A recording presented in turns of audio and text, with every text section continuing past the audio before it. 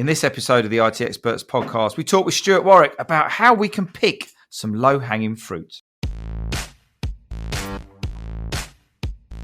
Welcome to the IT Experts podcast, the only podcast to help MSPs scale to 1 million, and if already there, get to 5 and go faster. At the end of the day, isn't it all about building a business that works for you rather than you for it? I hope you enjoy the show. So good morning, good afternoon, good evening. Welcome to the IT Experts podcast. Today we have Stuart Warwick in the house, and today we're going to be talking to you about plucking some low-hanging fruit. How are we doing today, Stuart? Hey, Ian, fantastic. Really great to be here as usual.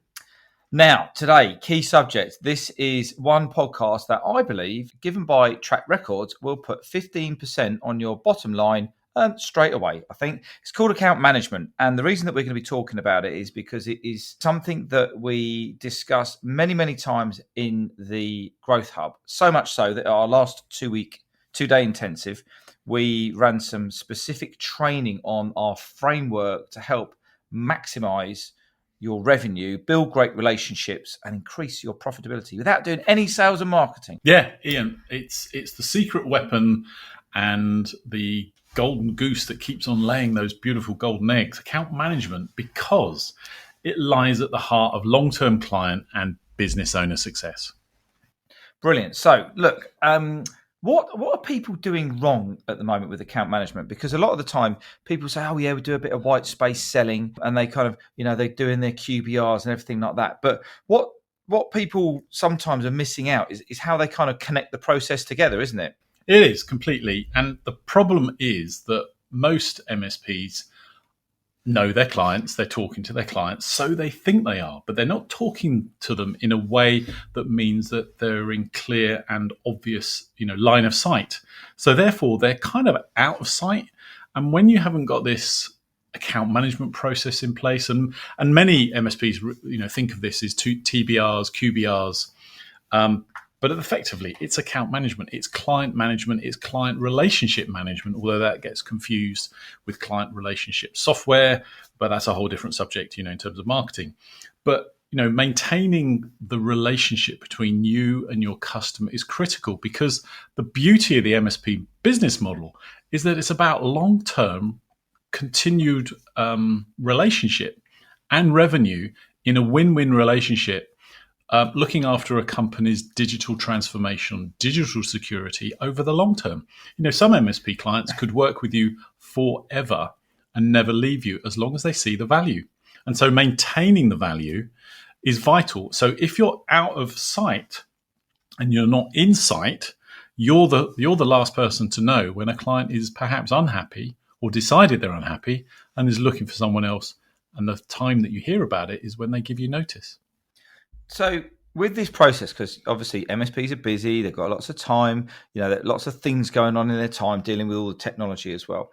All of a sudden we pop up and say, hey, you need to do some more stuff now. And it's like, oh my God, the beauty of having a proper process for this means that the business owner can then scale this and get other people within their organization to do it. Talk to me a little bit, Stuart, about how the scalability of this process can be kind of delegated down throughout the different members of the team. Well, because exactly that, account management, QBRs, TBAs are a process. Like everything, you can break it down. Now, when you're a smaller business, a smaller MSP, you feel like it's only you that can do it. And that's because it's your process in your head that you do intuitively.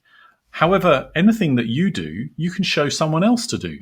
So once you've done that and you set some, processes in place, benchmarks in place, quality expectations, measures, KPIs, whatever it is, suddenly people know what they need to do, when they need to do it, and they can execute it on behalf of you. And that's what makes account management scalable. So Stuart, tell me what the real opportunity for the MSP here is.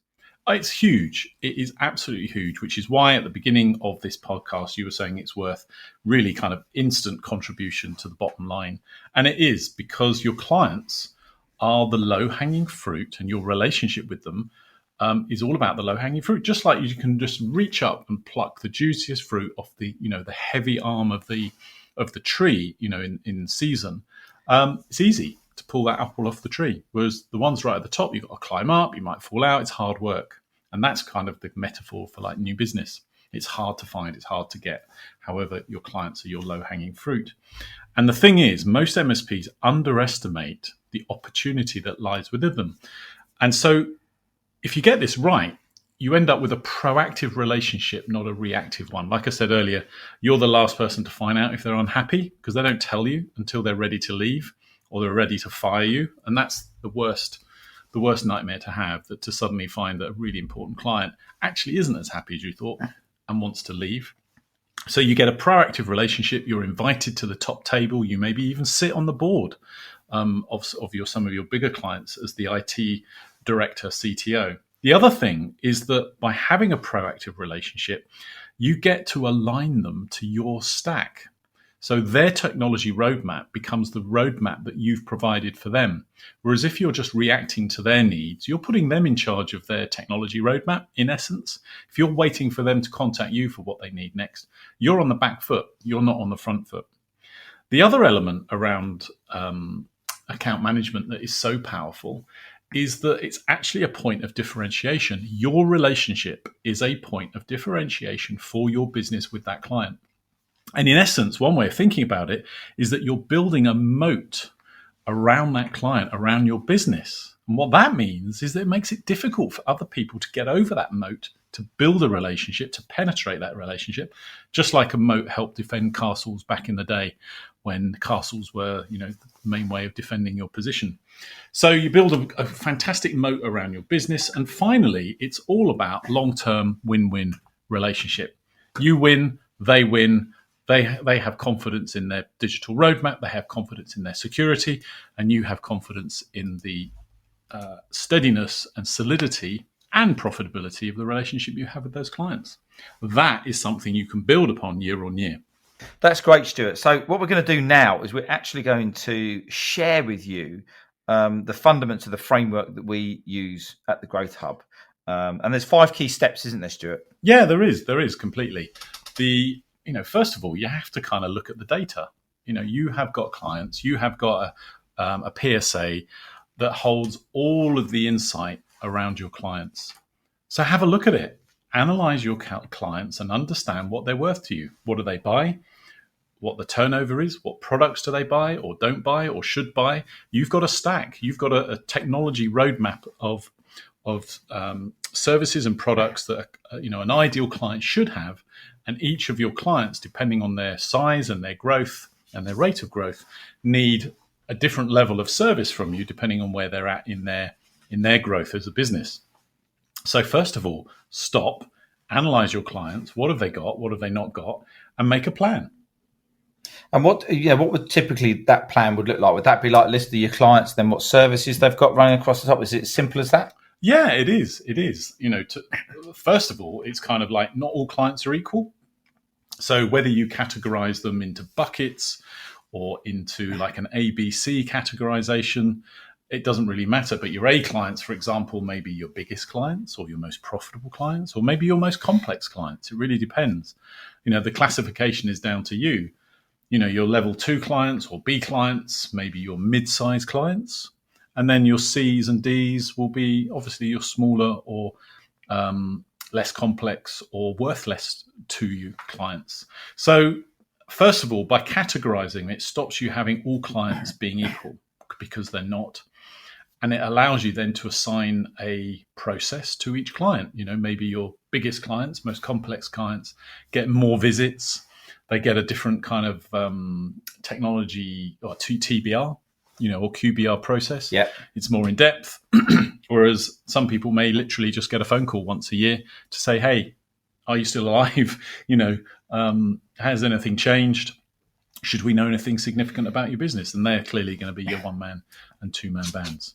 So the first step there was about analysing the clients. We hear a lot of people talk about this, kind of like white space selling. But the second step, which you just touched on there, which was around categorising those clients, that's really important, isn't it? Because when we categorise, so approaching your clients with a process with an underlying want to kind of upsell them and make them stickier, as it would be, is one thing. Actually going and asking for the money is another thing. And by categorizing your clients, that's going to help you build confidence, isn't it? Because as you go through this process, if you pick the ones that you know are not going to have any problems, are going to buy, really easy to buy from you, and then once you've got that process and that confidence built up, then you'll be able to start to tackle the harder clients, maybe some that you know that are really noisy or very not or not profitable at all. So that categorization is really key, because that then gives you your focus and your priority for your target plan, doesn't it? Completely. And it takes the overwhelm out of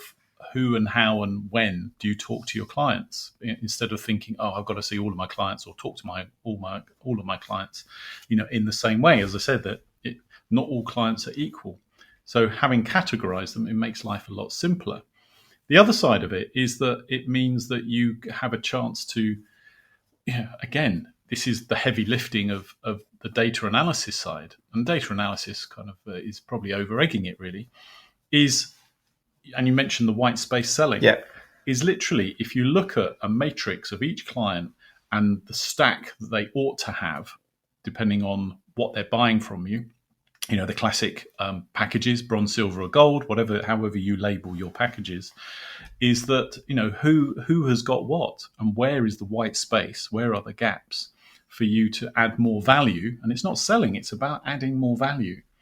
And I think when you have this consistency of conversation, and it is a conversation with your clients, it takes selling off the table, because you've got relationship. If you haven't got relationship, they're going to, or they see you as a transactional supplier, not that proactive partner. Then when you do have a conversation, and we hear this, very often with our MSPs that join us early on, is that they're really nervous about going in to see the client, because they're like, well, I don't want to sell. And they just say how much, and, oh, you're just here because you want to sell me stuff. That's because you're not framing the reason you're there as being around adding value. So when you're running a really smooth and well-positioned account management TBR process, the client is actually looking forward to the conversation they may have with you, because it's a business conversation, and they know when you talk to them or when they have a conversation with you, there's real value to be had from it. Yeah, I was going to say it's a real value led. They know that they're paying for it, and they want to get something out of it other than you kind of trying to upsell them, which is obviously the bit of the underlying reason for doing it, but not the obvious reason. It's about giving them absolutely. They then say, well, that sounds really interesting. How do we make sure that doesn't become a problem in the future? And you'll say, well, actually, it's part of the roadmap. It's already in the budget, but it's kind of in the future, so we can bring that forward.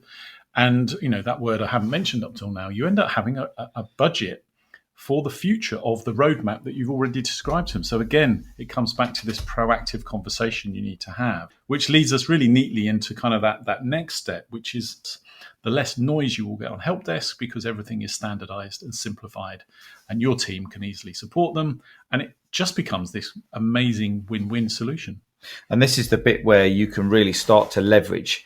Because once you've gone in, had that conversation, you've done the analysis, had the conversation, you can then pass this down to other members of your team rather than you having to do it all the time itself, isn't it? Yeah, absolutely. So talk to me about leverage, Stuart, and how can we get other people or help other people to be involved in this process so that we don't just become that bottleneck again? Yeah, perfect. Because, leverage lies at the heart of scaling a business. And so when we're trying to scale our MSP, we need to be able to have the tools and the people that allow us to leverage. And that is absolutely kind of the principle that lies behind getting your MSP to work for you rather than you working for it. And so, the early stages, the survive and drive stages of the MSP journey is so much about you driving everything and you doing everything. It's the leverage piece of how we scale is about starting to let go. And you can let go when it comes to TBRs, QBRs, and the account management process, because it's trainable. We said right at the beginning that it's a process. You can get that process out of your head onto a piece of paper, into your systems, and then show other people how to do it. It's absolutely something that if you don't like it, and we do have clients that say, do you know what, I really don't like having to deal with people. Yeah. I want to get out of the sales process, even though that is the account management process. How can I do it? I said, well, you need people and you need to train them and you need a process. So let's get that process down on paper, which we did we actually put into just a one-pager in our last training the whole process. But it starts with the leverage side. It starts with assigning ownership. So who is responsible for which account? So if you've done the data analysis that we talked about earlier, and you've got these, different buckets or A, Bs, and Cs of different clients, are you responsible for that client? Are your engineers responsible for the relationship? Because that is possible. We do have some clients that have trained their engineers to kind of be low level's the wrong word, but to be part of that account management process, to actually own some accounts and take responsibility for reaching out to them on a regular basis to check that A, they're okay, and B, to talk about what they might need next. But for many, as they start to scale more seriously, they're thinking about bringing account managers in. And account managers are very different to kind of BDMs or new business people. But that's a whole different podcast, I think, today, Ian. Yeah. I think the account management side is these people come in, they're good with people, they're able to build good rapport. They don't have to necessarily be technical. We've had some great, what you might call back office roles, back office staff who are great with people, being able to step into these account management roles with some of our clients and very successfully, because it's about conversations.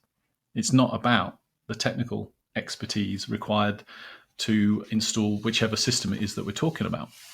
So assigning ownership is crucial. Is it you? Is it an engineer? Or is it somebody else like an account manager? And then you need the process to be able to follow it appropriately. And that process, can be as big or as small as you want it to be. So we managed to get the whole account management process onto one single sheet of paper. Talk to me about the difference between, strategic and tactical activities in what we're trying to achieve here. Yeah, there are two sort of core parts to the process when you think about it. As you say, the strategic bit is really about, okay, what is the plan and what is the purpose, and how does the rhythm of the whole process run? So you're thinking about, okay, what does the annual review look like? What does the data behind this all look like? What are the targets and the expectations that you've got around the account management process? What is the categorization? Because clients may move from one category to another over time as they grow or shrink. And also there's an element to consider that is, what is the education that needs to be provided key to your clients over time for them to A, get to know what you do more, but also to educate them as to what they perhaps haven't got and should be considering, or how the market is changing, because technology is in constant change. That you've got the long-term, or not the long term, but on the long-term roadmap of technology, there's AI out there, there's ChatGPT, all these kind of buzzwords that are going on. But at the same time, you've got all these threats hanging around in terms of being hacked and phishing and business threats, all driven by technology, driven by these bad actors out there. And so clients really don't know, their arse from their elbow, to be honest, Ian.